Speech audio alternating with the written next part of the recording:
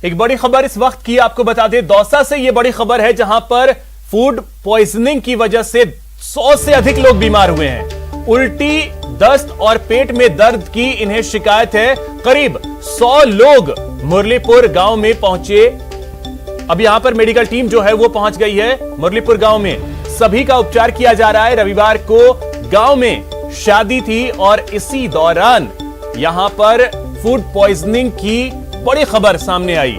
आपको बता दें कि शादी समारोह में सैकड़ों लोगों ने भोजन किया। मानपुर थाना क्षेत्र के मुरलीपुर गांव का यह मामला है। तो यह बड़ी खबर इस वक्त की आपको बता दें, दौसा से यह बड़ी खबर है जहां पर फूड पॉइजनिंग की वजह से 100 से ज्यादा लोग जो हैं वो बीमार हुए हैं। इन्हें उल्टी, दस्त, पेट में दर्द की शिकायत है, जिसके बाद मेडिकल की टीम मुरलीपुरा गांव पहुंची है। तो यह बड़ी खबर दौसा से।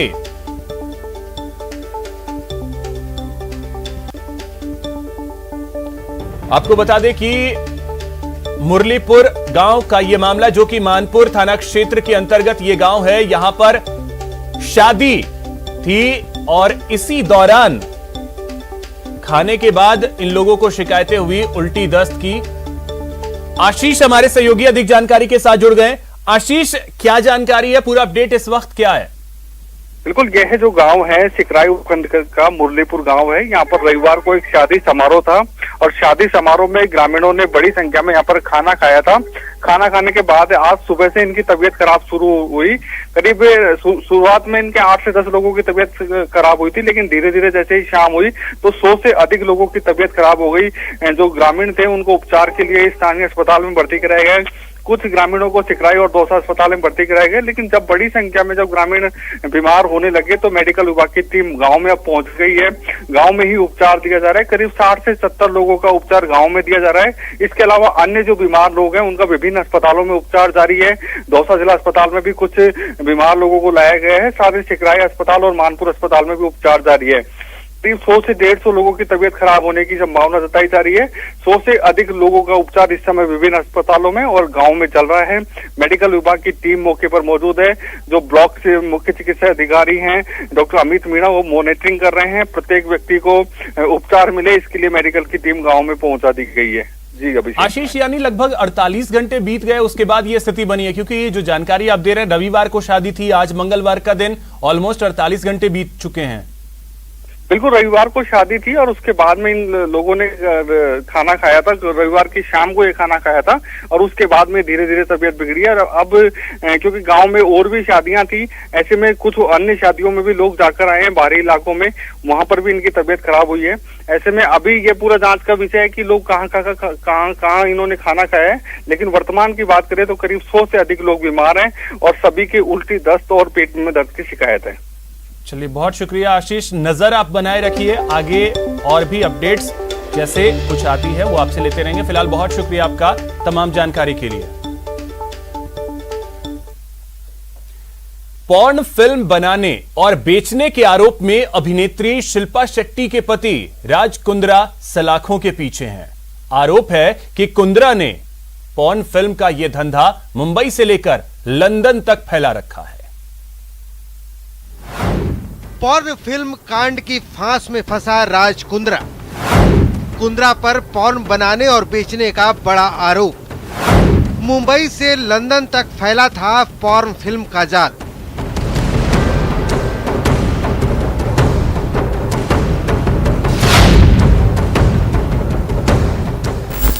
अभिनेत्री शिल्पा शेट्टी के पति और बिजनेसमैन राज कुंद्रा पर पॉर्न फिल्म बनाने और बेचने का बड़ा आरोप लगा है और इस आरोप में गिरफ्तार राज कुंद्रा को कोर्ट ने 23 जुलाई तक पुलिस हिरासत में भेज दिया है। कुंद्रा कैसे मुंबई की क्राइम ब्रांच के हत्थे चढ़ा और पुलिस ने पॉर्न फिल्म कारोबार को लेकर कुंद्रा पर क्या क्या आरोप लगाए, आइए ये सिलसिलेवार तरीके से जान लेते हैं। मुंबई पुलिस के मुताबिक राज कुंद्रा नए महिला कलाकारों को फंसाता था। महिला कलाकारों को वेब सीरीज में ब्रेक देने का लालच देता था और फिर ऑडिशन में बोल्ड सीन से लेकर न्यूड होने तक के लिए कहता था। कई महिला कलाकार कुंद्रा के झांसे में आ गई, लेकिन कुछ ने कुंद्रा के इस कारनामे का कच्चा चिट्ठा क्राइम ब्रांच के सामने खोल कर रख दिया। ये महिला कलाकारों ने अपोज किया था और इन्हीं में से कुछ क्राइम ब्रांच के पास आई थी, जिसकी वजह से यह गुनाह दाखिल हुआ था। इस मामले की शिकायत फरवरी 2021 में की गई थी। फिर तफ्तीश के दौरान कुंद्रा का नाम सामने आया। इस कांड में अभिनेत्री गहना वशिष्ठ समेत अब तक 9 लोग गिरफ्तार हो चुके हैं। इसमें ऐसे कुछ प्रोड्यूसर्स पाए गए हैं कि जो इन टाइप की जो पोर्नोग्राफिक फिल्म्स होती है, छोटी छोटी क्लिप्स होती है, उसको प्रोड्यूस करवाते हैं, फोर्सफुली प्रोड्यूस करवाते हैं। अब आइए जानते हैं कि ये काला कारोबार कैसे ऑपरेट होता था। आरोप के मुताबिक पोर्न फिल्म का कारोबार कुंद्रा खुद की वियान नाम की कंपनी से करता था। वियान कंपनी का टाई अप लंदन में रजिस्टर्ड केनरीन कंपनी से था। केनरीन कंपनी अपने ऐप हॉट शॉट के जरिए पोर्न फिल्म दिखाती थी। आरोप है कि केनरीन के मालिक राज कुंद्रा और उनका एक रिश्तेदार है। इस हॉट शॉट्स पे ये जो भी कंटेंट क्रिएट किया जाता था, ये कंटेंट राज कुंद्रा और केनरीन की कंपनी खरीदती थी और उसको पब्लिश करती थी हॉट शॉट्स नाम के ऐप के जरिए। केनरीन और हॉट शॉट ऐप का पूरा ऑपरेशन मुंबई से होता था और पैसों के लेन देन मुंबई से ही होते थे। पैसों के लेन देन को लेकर कुंद्रा का व्हाट्सएप चैट भी सामने आ चुका है। मुंबई पुलिस की क्राइम ब्रांच को कुंद्रा के ऑफिस के कंप्यूटर से कुछ पोर्न क्लिप्स भी बरामद हुए हैं। साफ है, कुंद्रा पोर्न फिल्म फांस में पूरी तरह से फंस चुके हैं। Bureau report, news 18 network.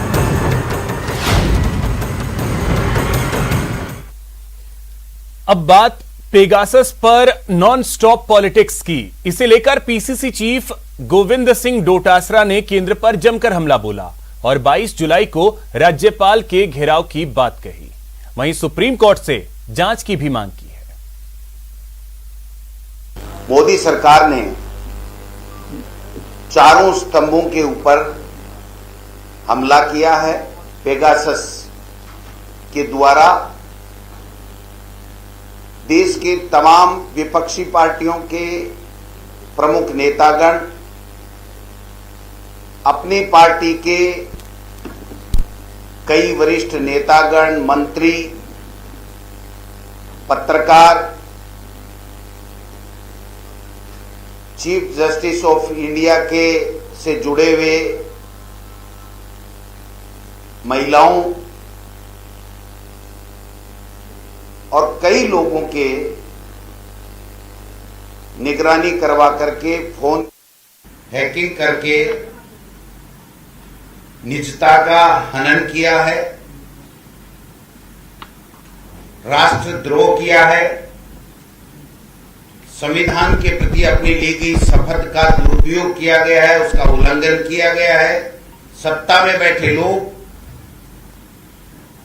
किसी भी वर्ग को बख्श नहीं रहे हैं और हम मांग करते हैं कि सुप्रीम कोर्ट के माध्यम से इसकी जांच कराई जाए। अखिल भारतीय कांग्रेस कमेटी ने ये तय किया है और हम प्रदेश कांग्रेस कमेटी की तरफ से 22 तारीख को महामहिम राज्यपाल का घेराव करने का कार्यक्रम रखेंगे। वहीं कांग्रेस के वार पर बीजेपी ने पलटवार किया। उपनेता प्रतिपक्ष राजेंद्र राठौड़ ने कहा कि कांग्रेस बिना किसी तथ्य के मामले पर राजनीति कर रही है और राज्यपाल का घेराव बचकानी बात है। उस डेटाबेस का मात्र लीक हो जाने की बात भी अगर मैं मानूं तो इसमें निजता पर हमला कहां हो गया, टेलीफोन की सर्वेलेंस की बात कहां आ गई, और इसको भारत सरकार से जोड़कर संसद को ठप करना ऐसे समय में जब पूरे देश के लोग वैश्विक महामारी और उस महामारी के बाद देश की अर्थव्यवस्था पर और जो गरीब कल्याण को लेकर चिंता पूरे देश में व्यक्त की जा रही है, उसके लिए भारत सरकार के द्वारा उठाए गए कदमों की समीक्षा करना चाहते हैं, पूरा लोग देश देखना चाहता है। उस समय लोक कल्याण के मुद्दों को से भटकाकर इस प्रकार की बात करना, और विशेष तौर पर तब करना जब आईटी मंत्री ने संसद में साफ कह दिया कि भारत में पेगासस का उपयोग नहीं हुआ है। मैं समझता हूं कांग्रेस का चाल और चरित्र सामने आ गया है और कांग्रेस पार्टी दिल्ली के अंदर संसद को ठप करके मुद्दों से ध्यान भटकाना चाहती है। कांग्रेस पार्टी नहीं चाहती कि संसद के माध्यम से कोरोना के प्रबंधन और कोरोना के बाद देश की अर्थव्यवस्था और जिन ऊंचाइयों पर अंतर्राष्ट्रीय क्षेत्र में प्रधानमंत्री नरेंद्र मोदी जी की अगुवाई में देश ने छुआ है, उस पर घात और प्रतिघात करके उन धवी को छुमिल करने का यह प्रयास हो रहा है। भारतीय जनता पार्टी इसकी निंदा करती है और मैं इसको कहता हूं कि चाय के प्याले में तूफान पैदा करने का जो कुत्सित प्रयास है, इसका जनता में कोई प्रभाव नहीं पड़ेगा। अब तक संसद के बाहर बयान दे रहे हैं, पर इस पेगासस के बारे में एक भी तथ्य और एक भी सबूत और एक भी साक्ष्य कांग्रेस के कोई नेता प्रस्तुत सदन में नहीं कर पाए, सदन के बाहर नहीं कर पाए। और ये एक षड्यंत्र है जो टूल किट के बाद फिर इस पेगासस के रूप में कांग्रेस पार्टी कर रही है। देखिए, ये पहली सरकार है, राजभवन हमारे संवैधानिक प्रमुख है, राजस्थान सरकार के मंत्रिमंडल के हर फैसले की राज्याज्ञा महामहिम राज्यपाल महोदय के हस्ताक्षर से जारी होती है। महामहिम राज्यपाल का राजभवन का घेराव कांग्रेस की हुकूमत करे, मैं समझता हूं इससे ज्यादा बचकाना बात कोई हो नहीं सकती। मैंने आज तक सत्तारूढ़ दल को कभी भी राजभवन का घेराव करते देखा नहीं। नेटवर्क 18 फेडरल बैंक संजीवनी गाड़ी भारत के कोविड प्रभावित जिलों में जा रही है। वैक्सीन के लिए जागरूकता फैलाने की हमारी इस मुहिम को आप भी अपना सहयोग दीजिए। चलिए आपको दिखाते हैं संजीवनी गाड़ी अब तक कहां कहां गई है और आज कहां है।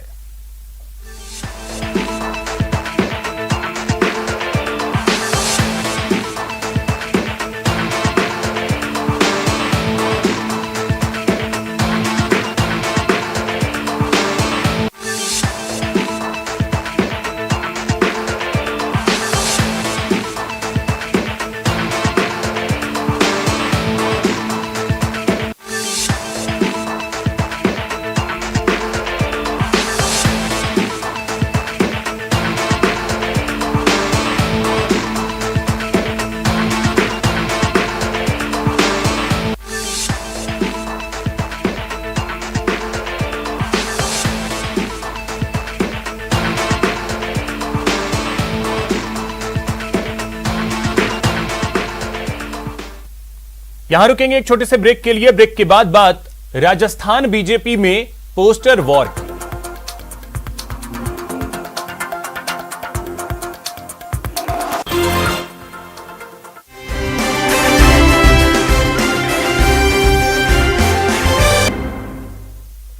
ब्रेक के बाद आपका स्वागत है। अंदरूनी कलह को लेकर कांग्रेस पर सवाल उठाने वाली कमल वाली पार्टी में क्या ऑल इज वेल है? बीजेपी के नेताओं से पूछेंगे तो जवाब मिलेगा हां, अनुशासित पार्टी है, ऑल इज वेल है। लेकिन अब जरा इन दो तस्वीरों को देखिए। पहली तस्वीर आज की है अजमेर की, जहां बीजेपी के एक पोस्टर से प्रदेश की पूर्व सीएम वसुंधरा राजे गायब हैं। बीजेपी के प्रदेश अध्यक्ष सतीश पूनिया से लेकर शहर के मेयर तक की फोटो है, पर वसुंधरा राजे कहीं नजर नहीं आ रही। अब जरा दूसरी तस्वीर को देखिए। 2 दिन पहले यानी 18 जुलाई की यह तस्वीर है जोधपुर की, जहां पोस्टर वॉर में बीजेपी प्रदेश अध्यक्ष का ही पत्ता साफ हो गया। तस्वीर में वसुंधरा राजे की तस्वीर तो है, लेकिन सतीश पूनिया नजर नहीं आ रहे। तो क्या यह माना जाए कि राजस्थान बीजेपी में पोस्टर वॉर जारी है? जी हां, अजमेर में आज पोस्टर लगा और फिर विवाद सामने आ गया। इस बार पोस्टर से वसुंधरा राजे ही गायब है। पोस्टर वॉर को लेकर कांग्रेस सवाल उठा रही है तो बीजेपी कह रही है पार्टी में ऑल इज वेल है। अजमेर में फिर दिखी पोस्टर पॉलिटिक्स।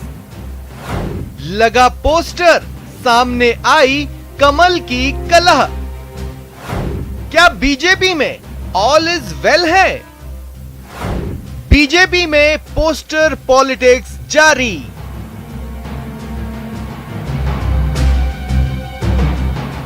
प्रधानमंत्री नरेंद्र मोदी से लेकर अजमेर के मेयर तक हर किसी की तस्वीर है इस पोस्टर पर, लेकिन सूबे की पूर्व मुख्यमंत्री और बीजेपी की राष्ट्रीय उपाध्यक्ष वसुंधरा राजे की ही तस्वीर गायब है। दरअसल मंच पर लगे मुख्य फोटो में प्रधानमंत्री, राष्ट्रीय अध्यक्ष, प्रदेश अध्यक्ष और नेता प्रतिपक्ष के साथ सीटी रवि की ही फोटो है, लेकिन बीजेपी शहर जिला की ओर से स्वागत में लगाए गए बैनर में विधायक और मेयर तक के फोटो लगे हैं, लेकिन वसुंधरा राजे की फोटो नहीं है। भाजपा में पोस्टर विवाद थमने का नाम नहीं ले रहा है। भाजपा के राष्ट्रीय महामंत्री सीटी रवि जो है वो राजस्थान के दौरे पर हैं। दौरे का उनका दूसरा दिन था। अजमेर में उन्होंने दो बड़ी बैठकें ली हैं प्रदेश स्तर की, जिसमें निकाय प्रतिनिधि और सहकारिता प्रतिनिधियों की बैठक ली। इसी होटल में बैठक ली और यहीं से एक बार फिर से पोस्टर के विवाद ने एक नया रूप लिया। आप देख सकते हैं ये जो सीटी रवि राष्ट्रीय महामंत्री का यहाँ पर पोस्टर लगाया गया है, जिसमें केंद्र के और प्रदेश के साथ साथ स्थानीय स्तर के नेताओं तक को इस पोस्टर में जगह दी गई है। लेकिन बड़ा चेहरा जो राजस्थान का रहा है, 2 बार की मुख्यमंत्री रही और राष्ट्रीय उपाध्यक्ष वसुंधरा राजे एक बार फिर से इन पोस्टरों से नदारद है और यही विवाद का बड़ा विषय बना है। अब पोस्टर पर पॉलिटिक्स जारी है। कांग्रेस सवाल पूछ रही है, बीजेपी से हिसाब मांग रही है। पूछ रही है सूबे की पूर्व मुख्यमंत्री और बीजेपी की राष्ट्रीय उपाध्यक्ष वसुंधरा राजे पोस्टर से गायब क्यों हैं? अब ये बात साफ और स्पष्ट हो गई है राजस्थान में भी कि जब पूर्व मुख्यमंत्री वसुंधरा राजे जी के फोन जब इस तरीके से टेपिंग किए जा रहे हैं, तो जो चर्चाएं आम बाजार में हैं कि दूध में से जैसे मक्खी को निकाल के फेंक दिया मोदी जी और अमित शाह ने वसुंधरा राजे जी को, ये बात प्रमाणित हो चुकी है। चलिए अब देखते हैं क्राइम टॉप 10। कोटा में एक युवक ने फांसी लगाकर आत्महत्या कर ली। मामला एक तरफा प्यार का बताया जा रहा है। फिलहाल पुलिस पूरे मामले की जांच कर रही है। अलवर के बानसूर में संदिग्ध अवस्था में एक अधेड़ का शव मिलने से सनसनी फैल गई। पोस्टमार्टम के बाद पुलिस मामले की जांच कर रही है। बाड़मेर के बालोतरा में एक नाबालिग के साथ दुष्कर्म का मामला सामने आया। पुलिस ने पीड़ित के पिता के रिपोर्ट के आधार पर मामला दर्ज कर लिया है और जांच शुरू कर दी है। जोधपुर में एक मंदिर के पास 4 बदमाशों ने हवाई फायरिंग कर एक शख्स को डराया और उसके गले में पहनी सोने की चेन छीनकर फरार हो गए। पुलिस आरोपियों की तलाश कर रही है। भरतपुर की बयाना पुलिस ने हत्या मामले में 2 आरोपियों को गिरफ्तार किया है। 5 जून को मारपीट के दौरान एक शख्स को घायल कर दिया गया था, जिसकी इलाज के दौरान मौत हो गई। कोटा के सांगोद में एसीबी ने बड़ी कार्रवाई की और पटवार घर में तैनात कानूनगो को ट्रैप किया। एसीबी ने सुरेश सुमन को 4000 रुपए की रिश्वत लेते हुए रंगे हाथों गिरफ्तार कर लिया। धौलपुर पुलिस ने लूट की घटना का पर्दाफाश करते हुए 3 लुटेरों को गिरफ्तार किया। साथ ही उनके कब्जे से 30,000 की नकदी, मोबाइल समेत लूट के कई सामान भी बरामद किए। 75 लाख का सोना लेकर फरार बंगाली कारीगर सीकर पुलिस ने उसे गिरफ्तार कर लिया है। 11 जुलाई को वारदात होने के बाद से लगातार पुलिस उसका पीछा कर रही थी। राजसमंद पुलिस ने भूमि विकास सहकारी बैंक में हुई चोरी का महज 24 घंटे में खुलासा किया और 2 आरोपियों को गिरफ्तार किया। पूछताछ में दोनों ने अपने जुर्म कबूल कर लिए। चित्तौड़गढ़ के निम्बाहेड़ा पुलिस ने नशे के खिलाफ बड़ी कार्रवाई की। पुलिस ने 9 क्विंटल 33 किलो 800 ग्राम अवैध डोडा चूरा बरामद किया। तस्करों की तलाश जारी है। फिलहाल इस बुलेटिन में इतना ही। नमस्कार।